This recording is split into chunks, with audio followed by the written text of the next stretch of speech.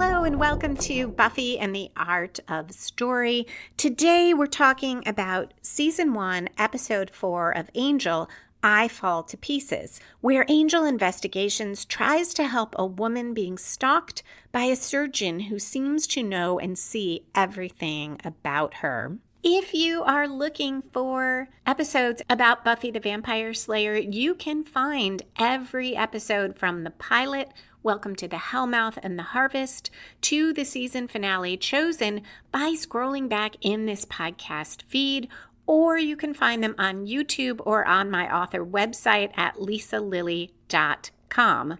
And there's more bonus Buffy content for members of my Patreon community at patreon.com/LisaMLilly. That's patreon.com/LISA, M as in Marie, LILLY.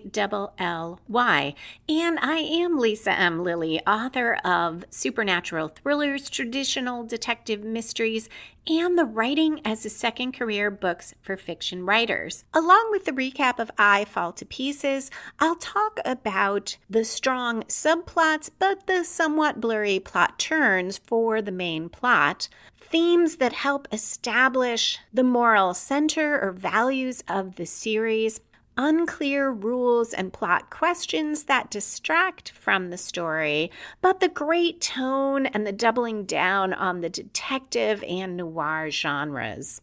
Overall, there was a lot more about I Fall to Pieces that I thought worked really well than I remembered. In my memory, this is always an episode I am not that thrilled to revisit. So it was fascinating to see what worked and what didn't quite hold together, pun intended. Okay, let's dive into the Hellmouth, otherwise known as Los Angeles. I Fall to Pieces aired the first time on October 26, 1999. It was written by David Greenwalt and Joss Whedon and directed by Vern Gilliam. At Angel Investigations, Cordelia complains about all the bills that are due and worries that Angel is working so hard, but he's not charging anyone. And this is especially important because she needs a raise. Doyle points out that she's only been working there a month, but Cordelia says a person needs certain designer things.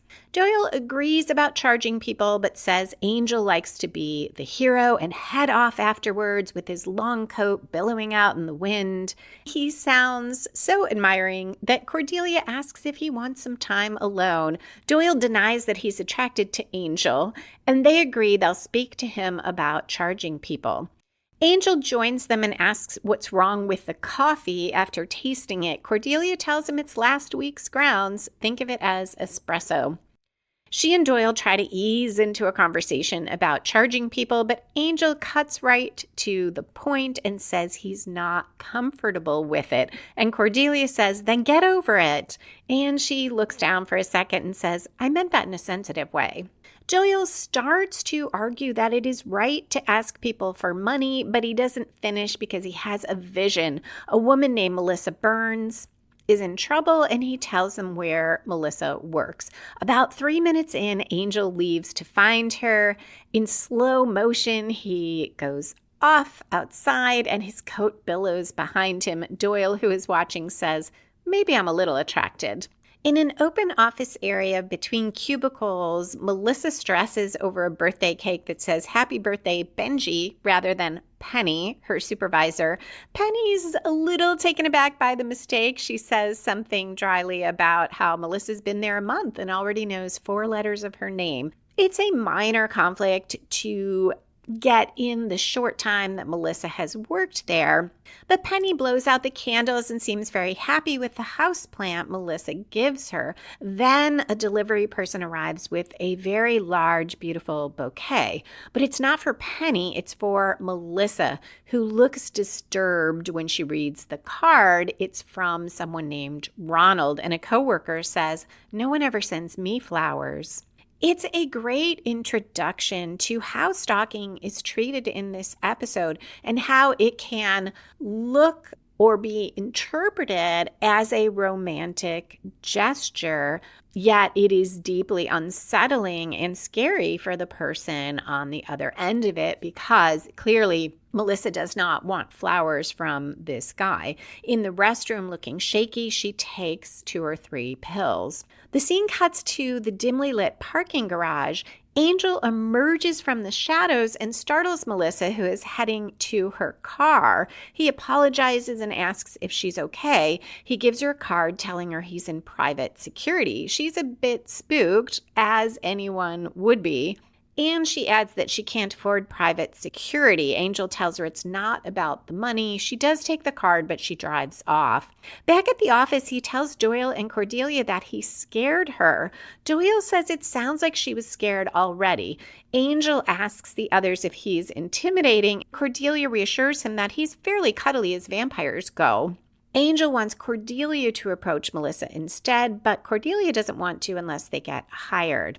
The scene in the parking garage and this discussion both distracted me from the story because I couldn't believe that Angel approached a woman he knows is in trouble in a dark parking garage when she has no idea who he is. And then he is surprised. He's asking the others, like, is he scary? And Doyle also doesn't seem to think that it would be normal for Melissa to be scared. He's like, oh, it sounds like she was scared already. And really, I just can't think of too much that's worse if you're trying to help than to walk out of the shadows when a woman's alone in a parking garage, or anybody is alone in a parking garage, and you know that they're already in trouble or deeply disturbed about something. Now Doyle tells Angel that charging is about doing what's right for people.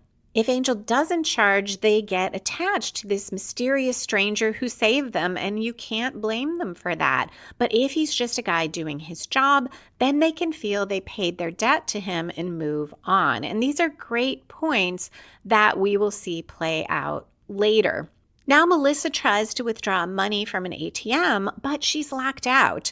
Dr. Ronald Meltzer appears. He changed her PIN, and he tells her it was her birthday, and that was such a bad choice because that's what thieves always try first. Now it's the date the two of them met. He taps it into the ATM. Melissa tells him he has to stop this, and he claims he's just looking out for her.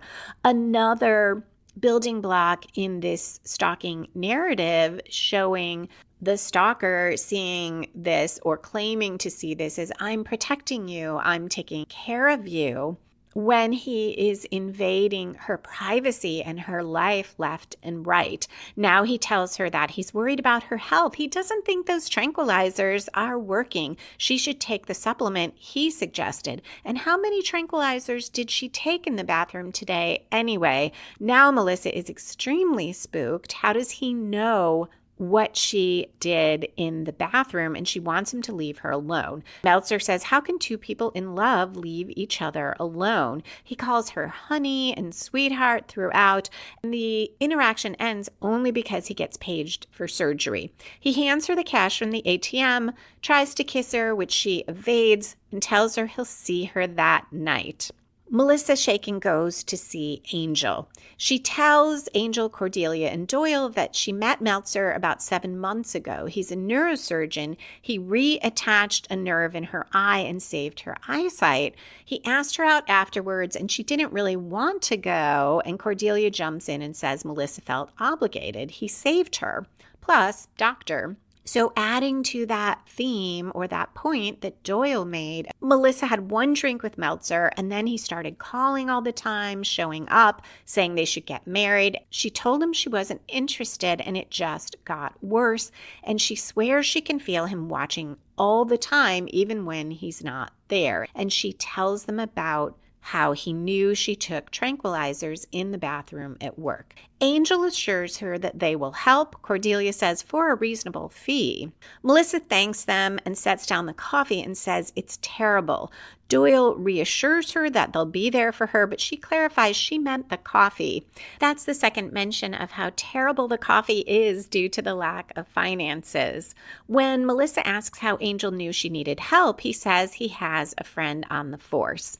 After she's gone, the team speculates about how Meltzer is watching Melissa. Cordelia thinks it could be cameras or something else not supernatural, but Doyle points out he had a vision, and Cordelia says something like, which last time led to a sex-changing, body-switching, tear-out-your-innards demon. Right.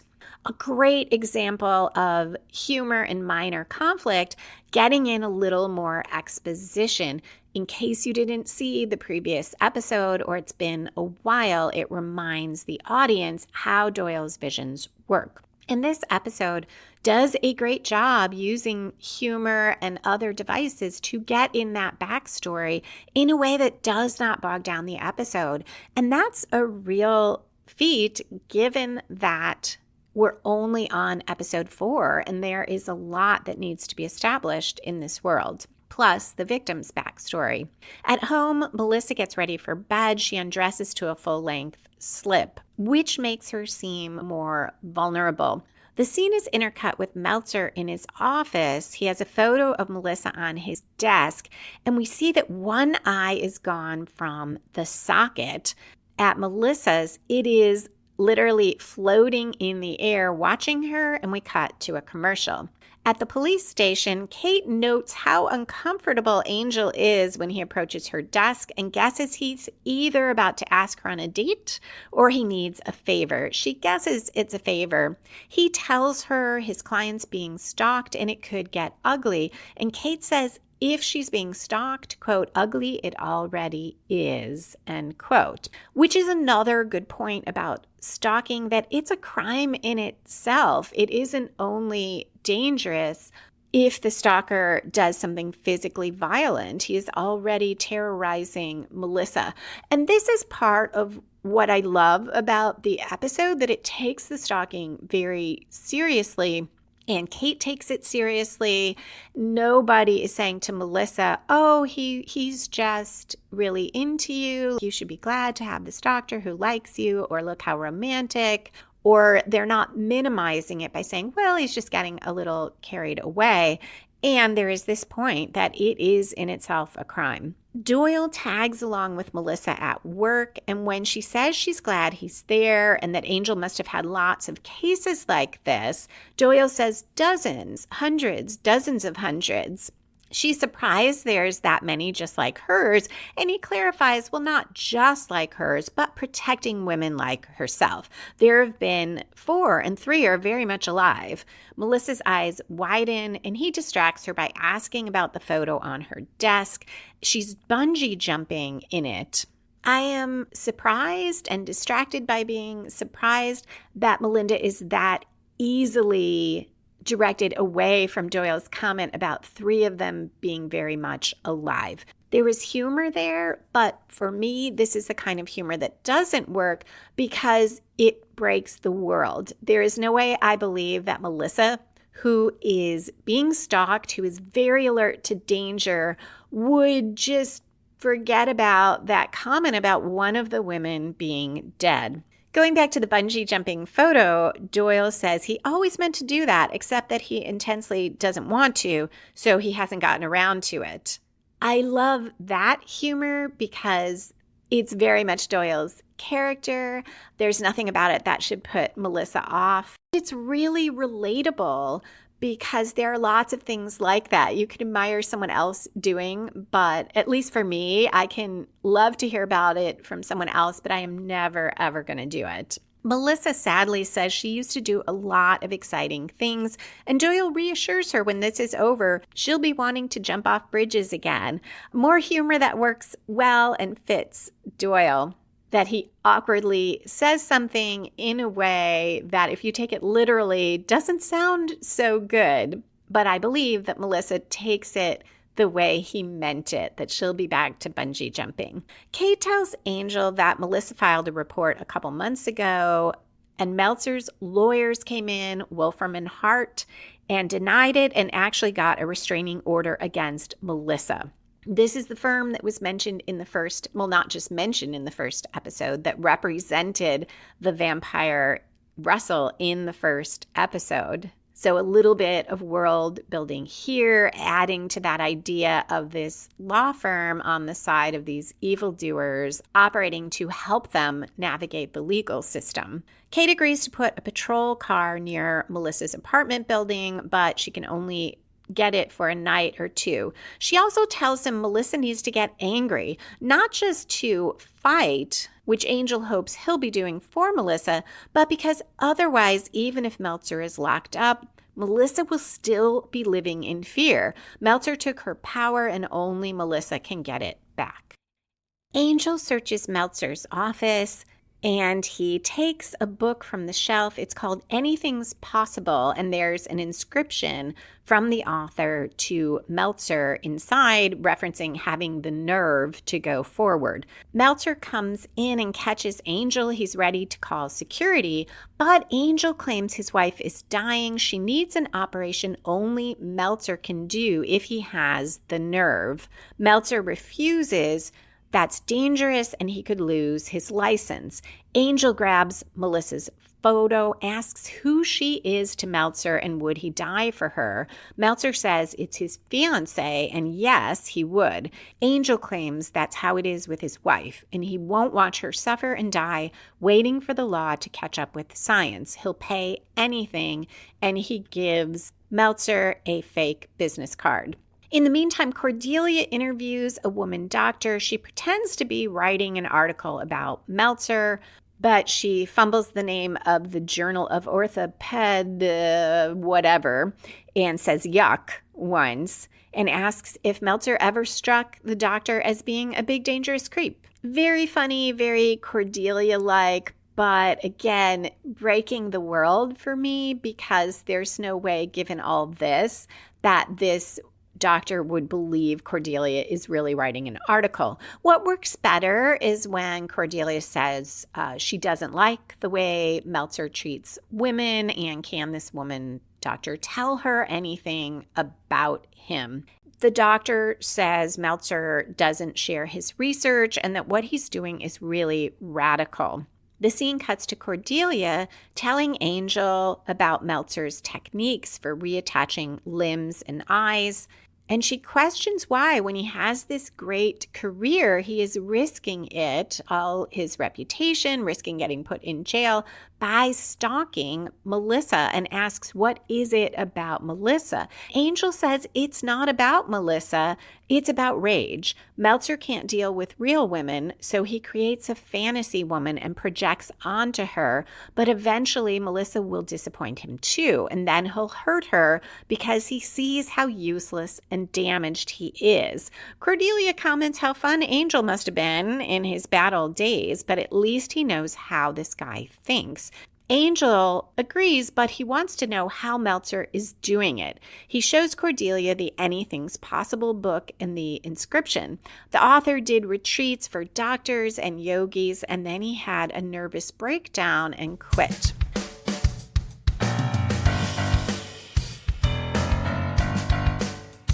Just last week, I was out with my oldest niece, who is also a Buffy the Vampire Slayer fan. We always have so much to talk about. Plus, we don't get to see each other nearly enough, so it is usually a many hours long marathon. And a lot of times that involves a bottle of wine, or maybe more on occasion. And just this last time, we were both saying how a glass or two of wine is starting to affect us more. And that made me feel better because she's 16 years younger than me. And when she said she has noticed that as well, that 2 glasses can be quite a lot. Neither of us have ever been very big drinkers. So the other night, after we had a couple hours at dinner and we were sitting outside, we had 2 glasses of wine each, and the server came back, and I wanted to order something because we were going to sit there another hour. It was a beautiful night, but I did not want to feel exhausted the next morning or have trouble sleeping, so I said, I'll just have a seltzer with lemon. And my niece said, that's a great idea. And the next morning, we were both texting saying how much better we felt and what a great decision that was. If you're in the same situation, but you would like something more interesting than a seltzer, which I also many times prefer, I want something fun with a few different ingredients or something that tastes like a cocktail, you can try out Ritual Zero Proof. And that's why I am so excited to be able to offer a discount on it to my listeners. Ritual Zero Proof delivers the flavor and the fun of traditional spirits without the alcohol. Each variety, from tequila to whiskey, brings bold botanical flavors to your cocktails. It gives you options so you can celebrate without concerns about driving home after or whether you'll be as sharp as you want to be first thing in the morning. My podcast listeners get the very best deal available. If you go to ritualzeroproof.com/Buffy Story and use the promo code Buffy Story, all one word, at checkout, you'll get 16% off any product. I earn a commission when you use that code and you get the best price. ritualzeroproof.com/Buffy Story and enter Buffy Story at checkout.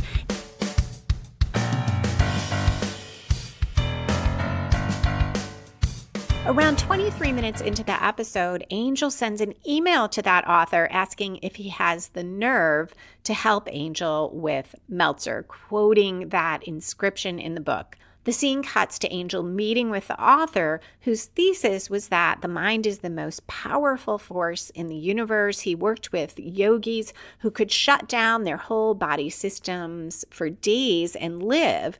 And he says Meltzer can do psychic surgery. He introduced Meltzer to all of that at a retreat, but it was theoretical until Meltzer put it into practice. And that's when the author quit and shut down his whole practice, not because he stopped believing in what could be done, but because he believed completely. Outside Melissa's apartment building, Meltzer watches at night. He's near the bushes. He's wearing a suit, and a cop sees him and tells him to put up his hands. But when he does, he has no hands, only stumps at the end of his arms. The cop apologizes and lets him go. And it isn't that clear to me why he could still be someone who is peering in and meaning to harm Melissa. Not to mention, I forgot the official name for the crime, but it is one to be peeping into people's windows. I guess you could say he can't really see anything from there. It's not like he could hold up binoculars. But I'm still questioning the cop a bit. Inside, as Melissa sleeps, hands creep over her bed and under the blanket, and we cut to commercial. On return, Melissa wakes up and screams. The cop races into the building. He has to break in. She lets him into her apartment, but he finds no one there. Out in the hallway again, Meltzer uses his hands to grab the guy's neck, so it's disembodied hands, and kill him. Melissa runs from the building. Angel intercepts her, hugs her, and promises to protect her.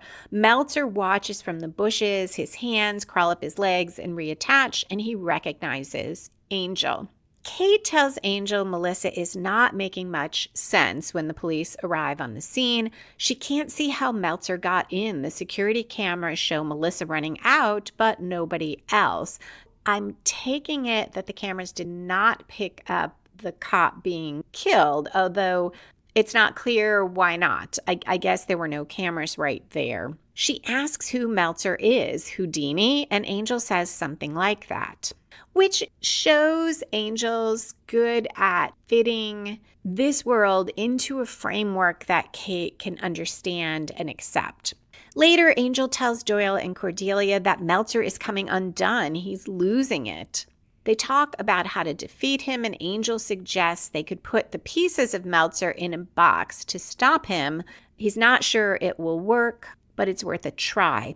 I think this is part of why I struggle a little with Meltzer as a threat once we know that he's using these pieces of his body parts, because as soon as you see that eye floating, I thought, yeah, you could grab it and lock it in a box. And then all he would see would be darkness in the box. And couldn't you do that to his hands? It seems almost too easy to lay some sort of trap and do that. Could you catch his hands on flypaper? I know we've seen that they are weirdly strong for being disembodied, but once they know what's going on, it just seems like it shouldn't be that hard.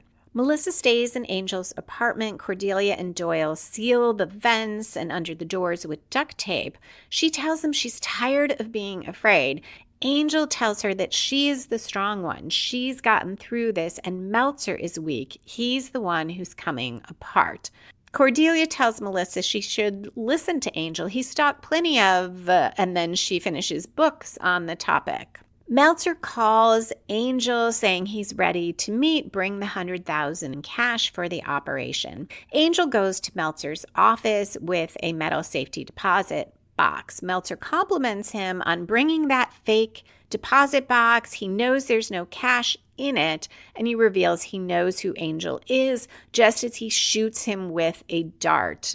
I have a little trouble with Meltzer taking Angel so much by surprise because they know Meltzer's been watching Melissa. They know he can detach his body parts. So shouldn't it have occurred to Angel that Meltzer might have seen him outside Melissa's apartment where Meltzer just was, and know that Angel is someone who is at least somewhat connected to Melissa, not a stranger whose wife needs surgery? But Meltzer does catch Angel by surprise. He tells him the dart is a paralytic he developed for wild animals, and that it will also slow Angel's heart until it stops. Meltzer thinks that Angel's trying to steal Melissa from him. Angel lies on the floor sweating. From his perspective, we see that his perceptions are off and the paralytic is affecting him.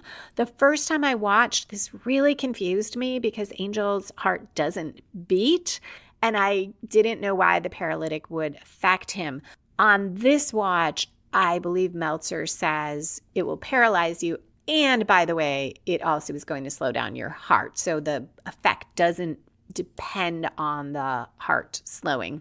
Melissa's asleep at Angel's apartment. Cordelia muses about what's the point of dating. Either you like them and they don't like you, or you don't like them and the guy hovers around forever. Doyle mutters that he hates guys like that. They hear someone trying to get in, not realizing Meltzer's eye is already floating inside, watching them. His fingers are trying to get in through a grate on the floor, but that's a distraction as his other hand is opening the door. Meltzer, minus one hand, grabs Cordelia and locks her in the closet, and his other hand yanks Doyle down that grate when Doyle opens it up. Melissa watches Meltzer's hands reattach. We're about 38 minutes into the episode, so this starts the climax, and she asks Meltzer, what is he? Well, he complains she never bothered to find out, did she? Instead, she left him for a, quote, vacuous LA pretty boy, end quote. And I kind of love this description of Angel because it is the show recognizing that David Boreanaz is really beautiful to look at. It's not just that he's on TV where everyone is attractive. He is meant to be this super attractive guy, which was recognized in the first episode where that agent thought he was an actor. Meltzer says he's disappointed in Melissa, but she responds that she thinks he's disappointed in himself. He gave up on love, and now he's just a creep who gets off on pain, and he starts ranting at her. She tells him he turned himself into a freak, and he can cut her or kill her, but it won't change what he is, weak. And his whole body kind of starts shaking like he's about to collapse. This is great. It provides a confrontation and victory for Melissa.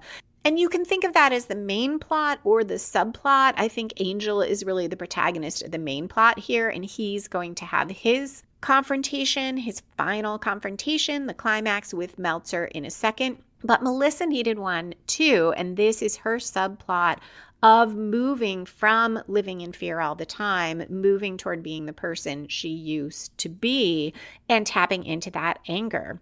Meltzer now says, if he's so weak, how did he kill Angel? And Angel says, inefficiently, as he enters the room. Meltzer is shocked, says Angel's not human, and Melissa says, you should talk. Now there is a really gross fight with various body parts. Angel ends up staking one of Meltzer's hands with Meltzer's own scalpel. The body parts are falling off. When it's all done, Meltzer is in pieces. Angel hugs Melissa. And now we move to the falling action part of the episode, which is done so well. We're back in the office again. Cordelia once more makes recycled coffee. So that's that third coffee reference. And the coffee is symbolizing the lack of money, which now, at least for the moment, will be remedied. Angel comes in, tells Cordelia and Doyle that he buried Meltzer's pieces in boxes underneath LA's newest subway stop. Melissa arrives. She gives them a plan to say thank you. And after some throat clearing and coughing by Cordelia, Angel awkwardly asks about the bill, and he's sort of mumbling, and Melissa says, "Bill?" And then she realizes what he means and tells him, oh, yes, that's what else she came for, and hands over a check. And she assures him that he earned it. She leaves after saying, I hope I never see you again. This all proves Doyle's point about allowing people to move on. And Cordelia tells Angel, see, he can save the damsel and make money. Isn't this a great country? She and Doyle leave to deposit the check and celebrate. Angel smiles as they bicker, with Cordelia urging Doyle to have another vision already so they can make more money. I really enjoy this upbeat ending. Turning to the plot points and turns, we've got that strong opening conflict between Doyle and Cordelia, and it not only draws the audience into their world and gets them engaged, it sets off a subplot about the lack of money and about charging people that is resolved in that ending we just saw. There's also a really clear story spark here. Doyle has the vision. Angel heads out to help Melissa. So that starts off a clear main plot. Some of the other plot turns, not quite as clear. Normally, we see a first major plot turn that comes from outside the protagonist, spins the story in a new direction, and sometimes raises the stakes. There's a bit of a turn when Melissa decides to come to Angel and he agrees to help. That's not quite a new direction. That's where the plot was headed. Then we see that Meltzer can detach his eye and that it is floating in Melissa's apartment. That is more of a major turn. It does not feel as strong as some because it's more about showing the audience what's really going on. It does up the stakes for the audience because now we know Meltzer has this power, but it doesn't actually change anything for the characters. There's also no significant midpoint reversal for the protagonist or commitment, the throwing of caution to the wind by the protagonist that I could see in the middle of the episode. There's definitely escalating conflict throughout. So sometimes if you don't have that strong midpoint, the pace of a story really slows. And that doesn't happen here. But I suspect the lack of these strong plot turns is part of why when I think back to the episode, it just doesn't feel that strong because all I remember is the gross story about the floating body parts. There is a reversal for Angel later. It's about 27 minutes into the 41-minute episode. First, when the cop is killed, although I have to say that doesn't feel that bad. I'm worried for Melissa, but we don't like the cop much. First, he lets Meltzer go without even asking him any questions. Then when he goes up to Melissa's apartment, he yells at her. She's really upset and he's like, I can't help you if you don't tell me what's going on. And I guess you could say his adrenaline's surging, but he needed to work on his bedside manner. So he gets killed and it's kind of like, okay, she runs out, and the bigger reversal is that Meltzer sees Angel with her. Now that is a pretty big deal and it leads to Meltzer getting the jump on Angel, but it is a bit late in the episode. Then there is a last major plot turn. That one is much stronger and more clear. Angel gets shot with that dart at Meltzer's office. Definitely raises the stakes. It comes out of Angel's actions in pursuing Meltzer, and from that reversal where Meltzer saw Angel with Melissa. Now Melissa is much more vulnerable because at the very least, Angel is taken out of the picture for a while. Then we have, as I mentioned, very strong climax, both for Melissa's subplot of needing to tap into that anger and for Angel, who fights Meltzer to the death, more or less. And all of that is really well done, well constructed. It moves quickly.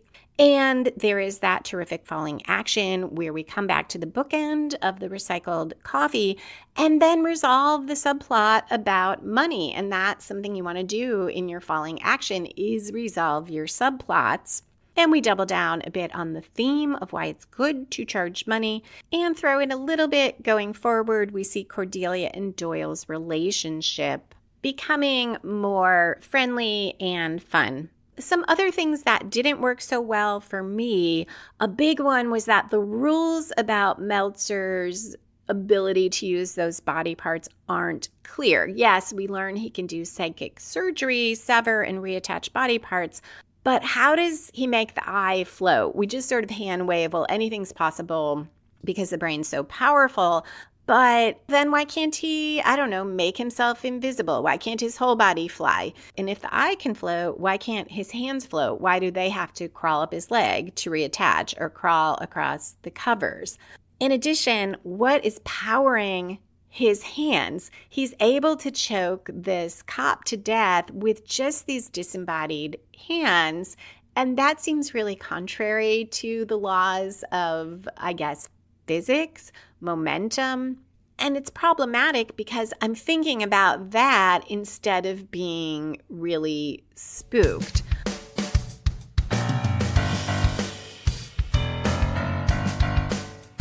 If you are enjoying the podcast and want more of it, there are additional episodes on Patreon. You can become a member for less than a coffee a month. The latest Patreon episodes were sparked by my being unable to resist going back and rewatching Buffy yet again.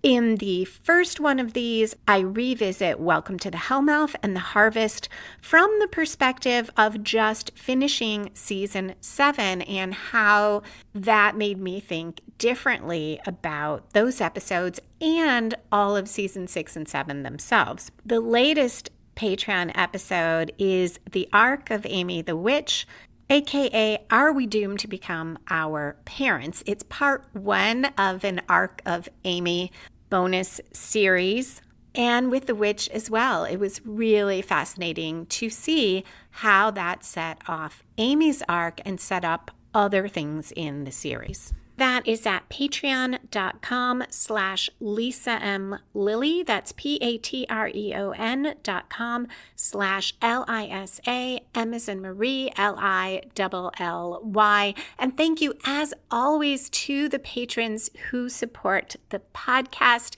You help keep me excited and engaged going forward, and you help defray some of the costs of podcast hosting. That's patreon.com/Lisa M. Lilly.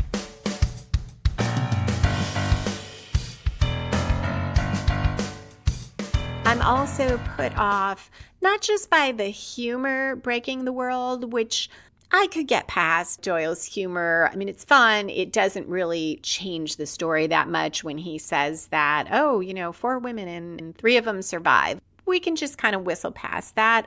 But Melissa not being scared by Angel in the garage, or being scared, but Angel not getting why, thinking it's something about him. And I'm like, well, yeah, it is. You emerged from the shadows in a dark parking garage and accosted a woman alone. There is just no way that she wouldn't fear that Meltzer sent Angel or that she is attracting stalkers. Not just that, but it's hard to believe that she actually called Angel. What I loved about the episode, in addition to the themes, which I'll talk about in a moment, is how much it does to establish the detective and noir aspects of the show. This is the first time we see this much detective work. Angel searching Meltzer's office, Angel having an undercover part. Sure, in a previous episode, he went to a singles bar, but he was essentially more or less being himself. He claimed to be a veterinarian when Kate asked, but it felt on the fly. This was, he's got this business card with a different company name and a different name on it. He comes up with this whole story that fits Meltzer exactly. And I really like that. I think this is when I got really engaged with the detective aspect of the show when I watched the first time. And he pitches his services to Melissa as private security. The noir aspect is really strong because in noir, the hero is corrupted and corruptible, but struggling with that, not to go all the way down that road. And here we get so many references to Angel's past as Angelus. Cordelia doesn't say Angelus, but this is why Angel understands the stalker's perspective, what he wants, how he feels, where it's coming from, that it is not love, that it is not about Melissa. And that is the epitome of the corrupt hero in the noir story. So it does such a great job of that. Which brings me to those themes of the episode. It does such a good job distinguishing between stalking and obsession driven by this kind of rage and insecurity and fear versus genuine romance or love. In Meltzer's office, when Angel's playing the part of the husband, he asks Meltzer if he ever had a love where you don't know where you end and she begins. And this is obsession. This is what Meltzer is feeling. And it calls back to probably what Angel felt as Angelus when he was stalking Buffy or stalking Drusilla. So many times the episode draws those lines, including when Kate stresses it's already ugly if Meltzer is stalking Melissa.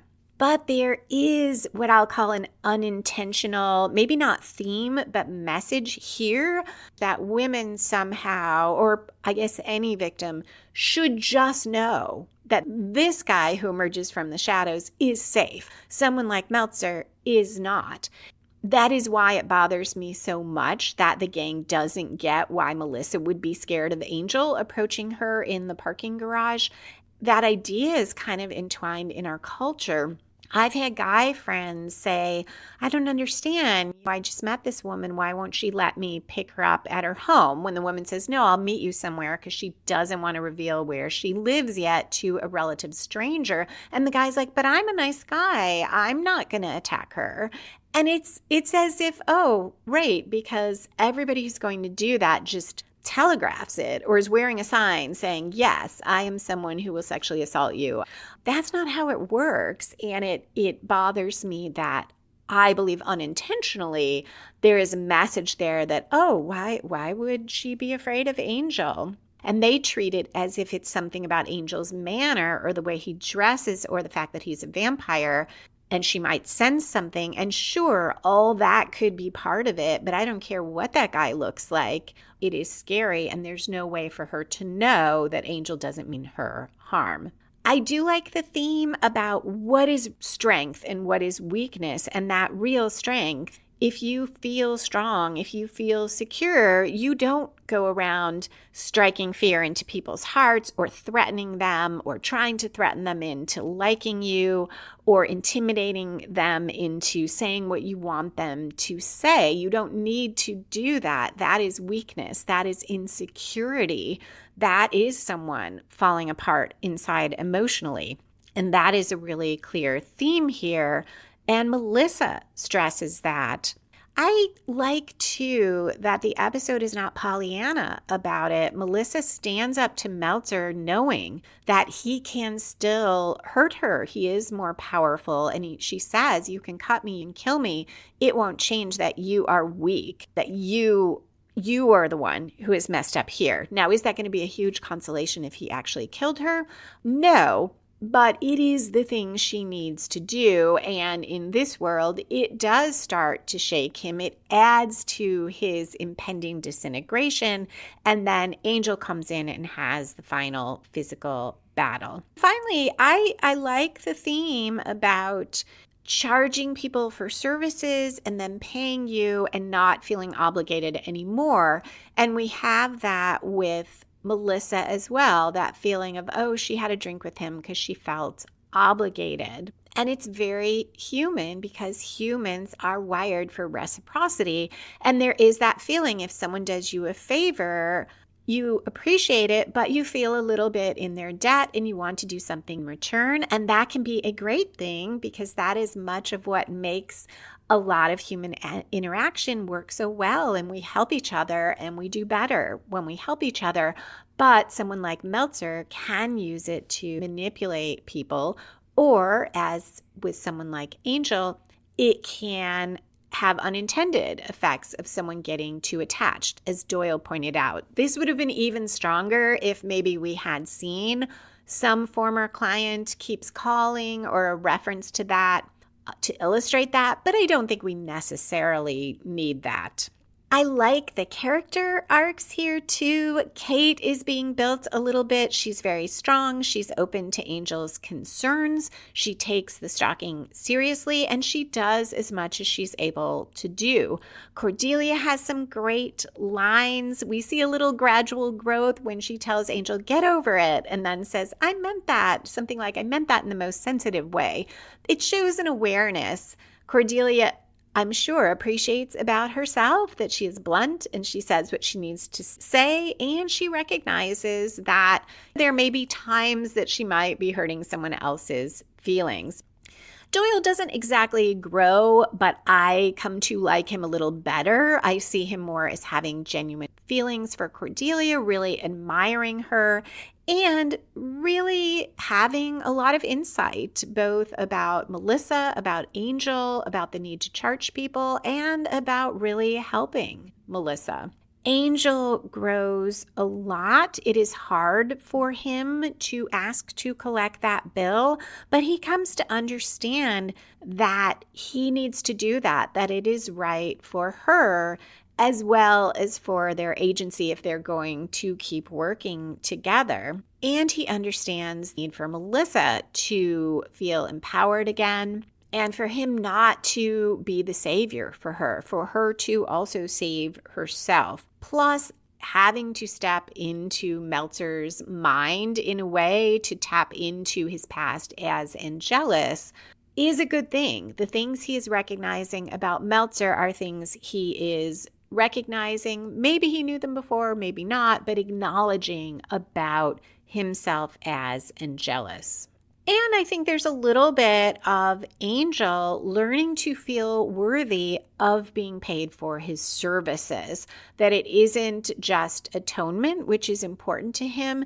It's also that Melissa reassures him he earned that fee. He is worthy of being paid as he is right now. Finally, I love that Melissa has growth, that we learn a bit about her backstory, that she draws on her inner strength and she leaves, and we get the feeling she is going to go out there and jump off bridges again, as Doyle might say. Moving on to world building, how does this episode expand, change, stay consistent with the Buffyverse, or all of the above? As I mentioned, it really establishes the detective and noir aspects of the show, so that does expand the Buffyverse a bit. Buffy was not a noir show. It's more and more clear that Angel is. The focus on the victim is different than in Buffy, and I have been struggling with that aspect of Angel, not with it being bad, but because I don't think it's bad, but with how it is different.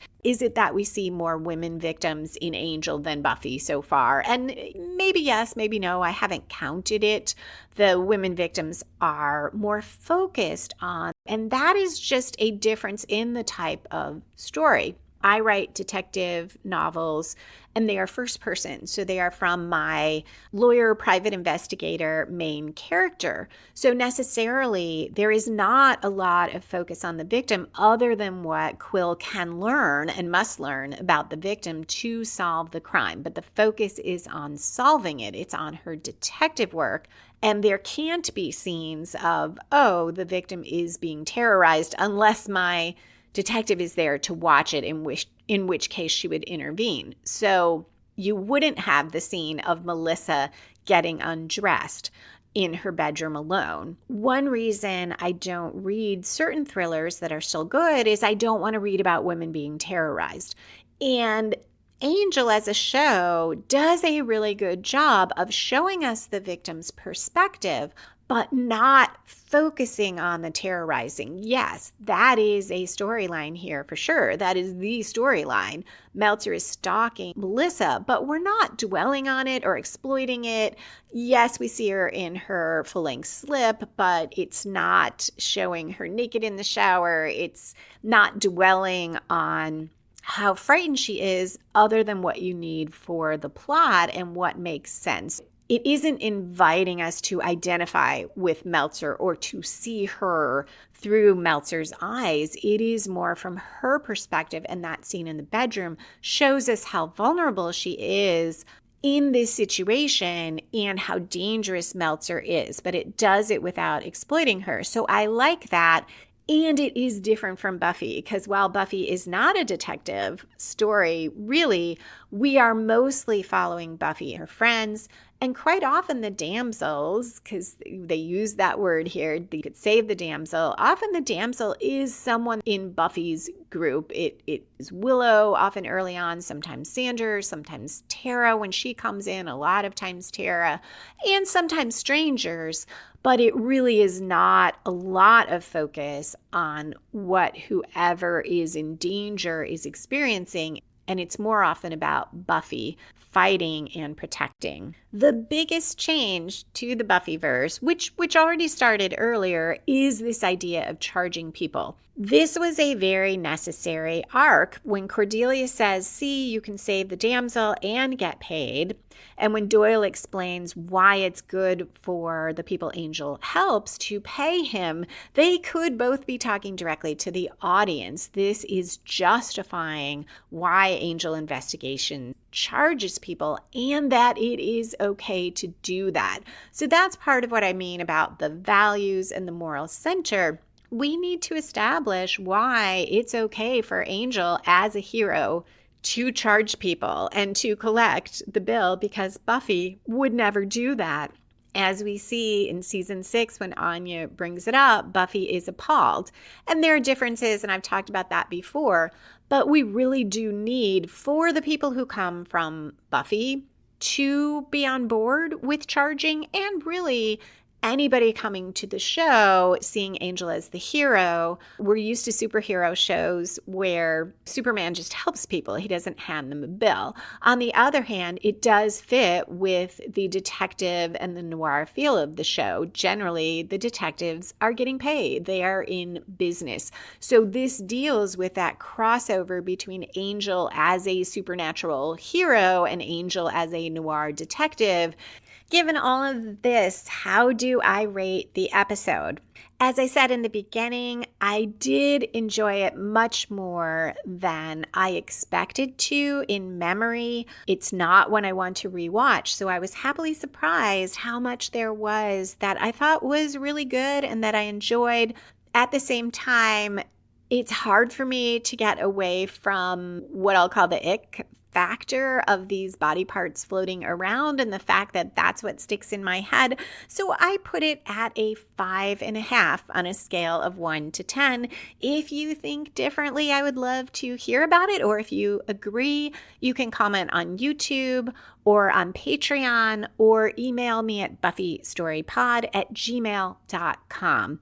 That's it for this time. Thank you so much for listening, and a special thank you to the patrons who support the podcast. Come back next time for Season 1, Episode 5, Room with a View, where Cordelia gets a rent-controlled apartment that's beautiful but has a few tiny problems, including a homicidal ghost. You can find back episodes of Buffy and the Art of Story, as well as the Buffy and the Art of Story books and all my fiction at lisalily.com. To support the podcast, hear extra bonus content, and get each regular episode a few days early, join the Patreon community at patreon.com/LisaMLilly. Music for this episode was written and performed by Robert Newcastle. Buffy and the Art of Story is a production of Spiny Woman, LLC, copyright 2025. All rights reserved.